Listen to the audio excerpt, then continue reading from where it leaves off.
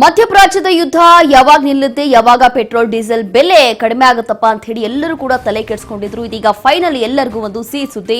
ಮಧ್ಯಪ್ರಾಚ್ಯ ಯುದ್ಧಕ್ಕೆ ಈಗ ಬ್ರೇಕ್ ಬೀಳ್ತಾ ಇದೆ ಸವಾರರಿಗೆ. ಹಾಗಾಗಿ ಸಿಹಿ ಸುದ್ದಿ ಸಿಗುತ್ತಾ? ದೇಶದಲ್ಲಿ ಪೆಟ್ರೋಲ್ ಮತ್ತೆ ಡೀಸೆಲ್ ಬೆಲೆ ನಿಜವಾಗ್ಲೂ ಇಳಿಕೆ ಆಗುತ್ತಾ ಅನ್ನೋಂಥ ಪ್ರಶ್ನೆ ಉಠ್ತಾ ಇದೆ. ಕಾರಣ ಏನು ಅಂತಂದ್ರೆ ಈಗ ಎರಡೂ ಉಭಯ ದೇಶಗಳು ಕೂಡ ಕಾಂಪ್ರಮೈಸ್ ಆಗಿದೆ. ಕಮರ್ಷಿಯಲ್ ಗೃಹ ಬಳಕೆ ಗ್ಯಾಸ್ ರೇಟ್ ಕೂಡ ಕಡಿಮೆ ಆಗಬಹುದಾ? ಯುದ್ಧಕ್ಕೆ ಬ್ರೇಕ್ ಬೀಳ್ತಾ ಇದ್ದಂತೆ ಕಚ್ಚಾ ತೈಲ ಬೆಲೆ ಕೂಡ ಇಳಿಕೆ ಆಗಿದೆ.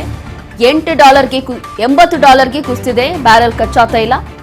ಹಾರ್ಮುಜ್ನಲ್ಲಿ ಹಡಗುಗಳ ಓಡಾಟಕ್ಕೆ ಗ್ರೀನ್ ಸಿಗ್ನಲ್ ಕೂಡ ಈಗ ಸಿಕ್ಕಿದೆ. ಅಮೆರಿಕ ಮತ್ತೆ ಇರಾನ್ ಸಂಧಾನ ಆಗ್ತಾ ಇದ್ದಂತೆ ಕಚ್ಚಾ ತೈಲ ಇಳಿಕೆ ಆಗಿದೆ. ಯುದ್ಧ ಆರಂಭವಾಗ್ತಿದ್ದಂತೆ ತೈಲ ಬೆಲೆ ಏರಿಸಿದಂತ ಕಂಪನಿಗಳು ಇದೀಗ ಅಧಿಕೃತವಾಗಿ ಡೊನಾಲ್ಡ್ ಟ್ರಂಪ್ ಅವರು ಕೂಡ ಇದ್ರ ಬಗ್ಗೆ ಘೋಷಣೆ ಮಾಡಿದ್ದಾರೆ. ಯುದ್ಧ ಮುಕ್ತಾಯ ಹಿನ್ನೆಲೆ ತೈಲ ಬೆಲೆ ಇಳಿಯುತ್ತಾ ಅನ್ನುವಂತ ಒಂದು ಪ್ರಶ್ನೆ ಹುಟ್ಟುತ್ತಾ ಇದೆ. ಯಾವಾಗ ಯುದ್ಧ ಆರಂಭ ಆಯಿತೋ ಆ ಸಂದರ್ಭದಲ್ಲೇ ಕಂಪನಿಗಳು ಬೆಲೆ ಏರಿಸಿತ್ತು. ಈಗ ಅಧಿಕೃತವಾಗಿ ಮಾಹಿತಿ ಬರ್ತಾ ಇದೆ. ಶುಕ್ರವಾರ ಈ ಕುರಿತು ಒಂದು ಅಗ್ರಿಮೆಂಟ್ಗೆ ಸೈನ್ ಕೂಡ ಹಾಕಲಿದ್ದಾರೆ ಉಭಯ ದೇಶಗಳ ನಾಯಕರು. ಹಾಗಾಗಿ ಫೈನಲಿ 14 ಷರತ್ತುಗಳನ್ನು ಇಡೋ ಮೂಲಕ ಅಮೆರಿಕ ಮತ್ತೆ ಇರಾನ್ ನಡುವೆ ಒಂದು ಸಂಧಾನ ಆಗಿದೆ. ಫೈನಲಿ ಕಾಂಪ್ರಮೈಸ್ ಆಗೋಗಿದ್ದಾರೆ ಅನ್ನೋ ಮಾಹಿತಿ ಸಿಗ್ತಾ ಇದೆ. ಹಾಗಾಗಿ ಡೊನಾಲ್ಡ್ ಟ್ರಂಪ್ ಅವರು ಕೂಡ ಈ ಕುರಿತು ಒಂದು ಪೋಸ್ಟ್ ಅನ್ನ ಮಾಡಿರ್ತಾರೆ.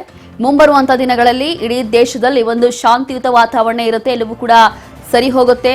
ಅದರಲ್ಲೂ ಕೂಡ ಶುಲ್ಕ ಮುಕ್ತ ಹಾರ್ಮುಜ್ ಜಲಸಂಧಿ ಎಲ್ಲವೂ ಕೂಡ ಓಪನ್ ಆಗುತ್ತೆ, ಯಾವುದೇ ಸಮಸ್ಯೆ ಇನ್ನು ಮುಂದೆ ಇರೋದಿಲ್ಲ ಅಂತ ಹೇಳಿ ಯಾವಾಗ ಈ ರೀತಿಯಾಗಿ ಅನೌನ್ಸ್ಮೆಂಟ್ ಆಯಿತು ಅಥವಾ ಅಧಿಕೃತವಾಗಿ ಮಾಹಿತಿ ಬಂತು, ಅದಾದ ನಂತರ ಬಹುಶಃ ಪೆಟ್ರೋಲ್ ಮತ್ತೆ ಡೀಸೆಲ್ ಇರ್ಬೋದು ಅಥವಾ ಗ್ಯಾಸ್ ಬೆಲೆ ಎಲ್ಲವೂ ಕೂಡ ಕಡಿಮೆ ಆಗ್ಬಹುದು ಅನ್ನುವಂಥ ನಿರೀಕ್ಷೆಯಲ್ಲಿ ಈಗ ಜನ ಇದ್ದಾರೆ.